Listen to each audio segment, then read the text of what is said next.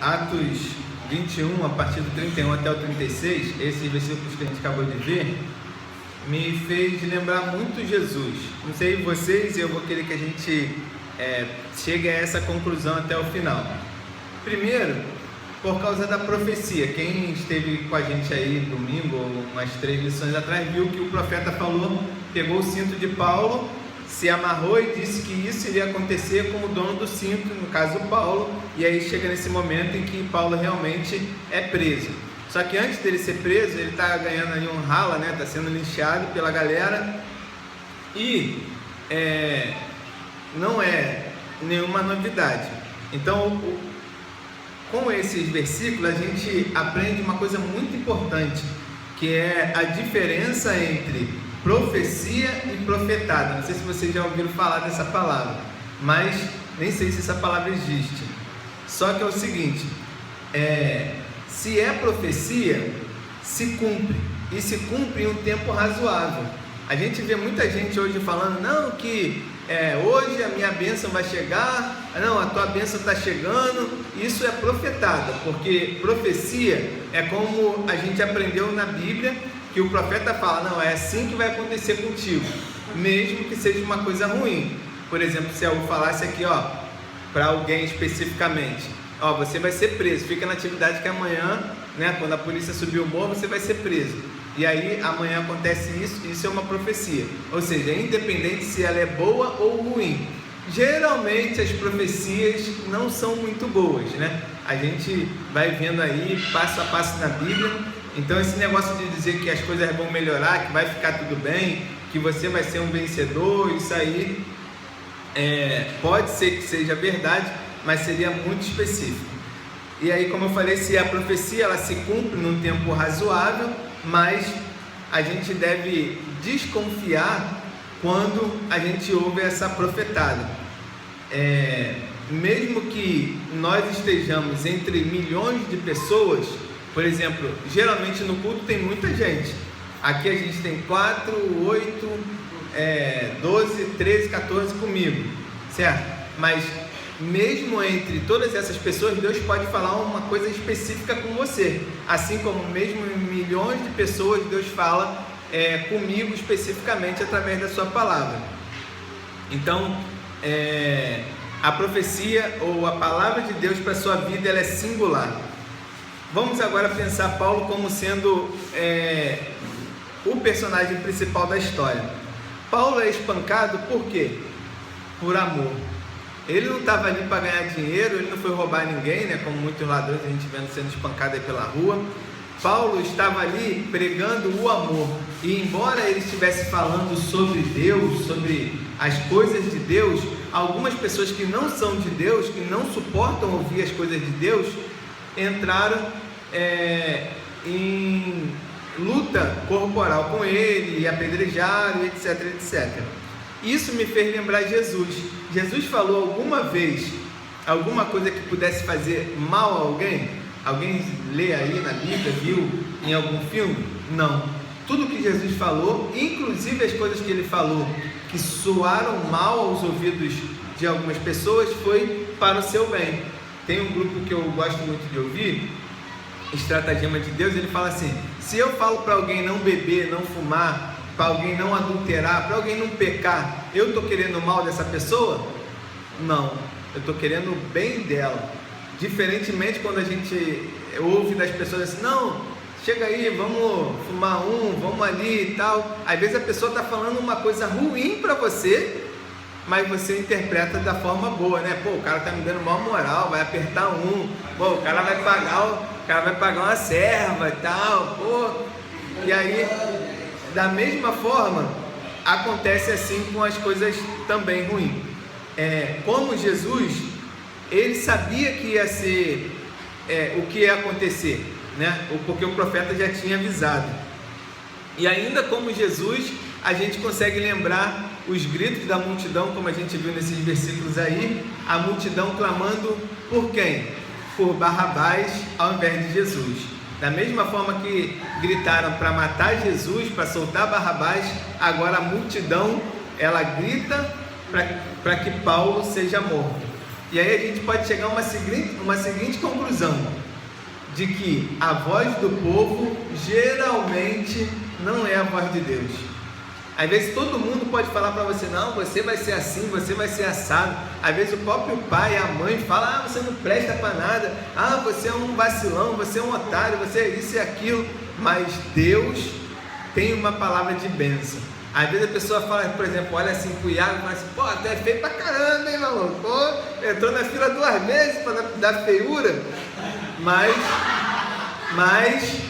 Deus fala o que pro Iago? Que o Iago, ele é um príncipe.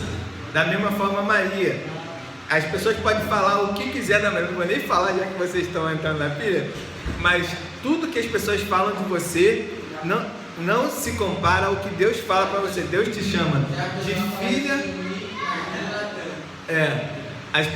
A Deus fala, Maria, você é minha filha amada, você é uma princesa. Eu te escolhi desde o ventre da sua mãe. Então, a gente precisa, mesmo que todo mundo fale ao contrário, ouvir a voz de Deus. Uma outra coisa que chama atenção é que Paulo ele foi preso, ou seja, o cara estava apanhando, coitado, ele estava quase morrendo lá, e aí depois, em vez da polícia falar assim, não, calma aí, vai lá, mete o pé, o que a polícia faz? Prende ele, e a Bíblia diz ainda com 2 cadeias, ou seja, era uma nos pés e a outra na mão. Qual o crime de Paulo para ele ser preso? E aí eu lembro, como Jesus foi preso sem nenhuma culpa, Paulo também foi preso, sem culpa nenhuma. Foi perguntado quem era, não sei se vocês lembram aí, a polícia pergunta, quem é você? Mas quem é você? E aí todo mundo começa a gritar, né? Imagino que naquela época não seriam essas palavras, mas todo mundo estava gritando, é um safado, sem vergonha, é um falso pastor, falso profeta, é um crente, como é que é? Falso crente, né? Alguma coisa assim. E aí, ainda assim, a polícia nem conseguiu entender ou saber quem era Paulo. Ou seja, a multidão, as pessoas muitas vezes, elas ofuscam o que é verdadeiro. Porque a gente fica escutando, não, você é um favelado, não, você não estudou, você não é isso. E a gente acaba acreditando na voz das pessoas ao invés de acreditar na voz de Deus. Mas você é rosa, você é azul marinho, você é lilás, você é amarelo. E a gente perde muito por ouvir a voz dos homens e não a voz de Deus. Por último, a gente nota nesses versículos que Paulo ele se torna imitador de Cristo e alguém muito parecido com Cristo.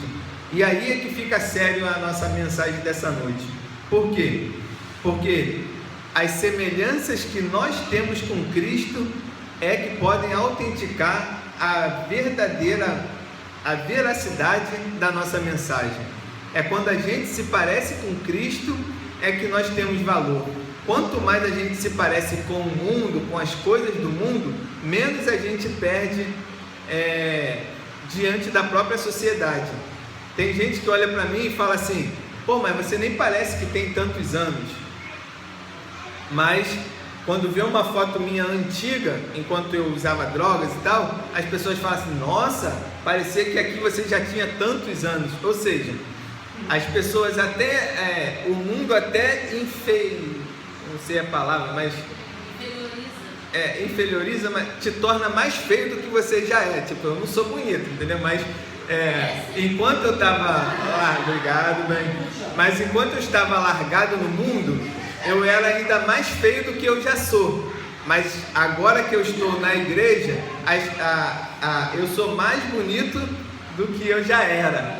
Valeu, velho? E isso tudo se reflete o quê? Na exaltação ou no louvor a Deus. Porque quem fez a mudança na minha vida? Foi Jesus. Da mesma forma, Paulo nos ensina isso, que quando Cristo é exaltado na nossa vida, a gente cumpre o propósito de Deus para o nosso viver. E ainda, a sua fidelidade era a prova de risco. Eu duvido se, por exemplo, eu falar assim, pô, vamos fazer uma corrida aqui no morro, ver quem chega primeiro lá no Cruzeiro. Aí vocês vão falar o quê? Então, aí vocês vão falar o quê? Vamos embora, não, vou ganhar do pastor. Tá pensando que eu tô de bobeira aí, ó. Não, vou ganhar do pastor. Não, vou ganhar do pastor, vai ser molinha. Aí daqui a pouco eu escuto uns 2, 3 tiros lá, quem vai? Ah, vai sim. Tá, pô, Aqui, nem sabe. Essa aqui nem sabe onde que é o Cruzeiro, a Giovana. Nem sabe onde é, tá falando. Mas enfim, a gente vê em Paulo a fidelidade dele, independente do risco. E assim precisa ser a nossa vida. A gente não pode ser movido porque, vou morrer. Por exemplo, ontem eu fui lá naquele país, lá é triste, é feio, é mó maluquice. Ontem tinha um marinheiro lá fazendo blitz na rua. Aí o próprio Paraguai falou assim, esse cara aqui é da Marinha e tá fazendo blitz aqui. E o Paraguai nem tem marinha, nem tem mar, como é que tem marinheiro? Mas, ou seja, a gente acaba vendo a necessidade, a pobreza do povo. Enfim, todos temos a possibilidade e a oportunidade de vivenciar os fatos que aconteceram com Jesus, com Paulo e com todos os profetas e reis descritos na Bíblia. Agora, isso é que nos torna verdadeiramente cristão.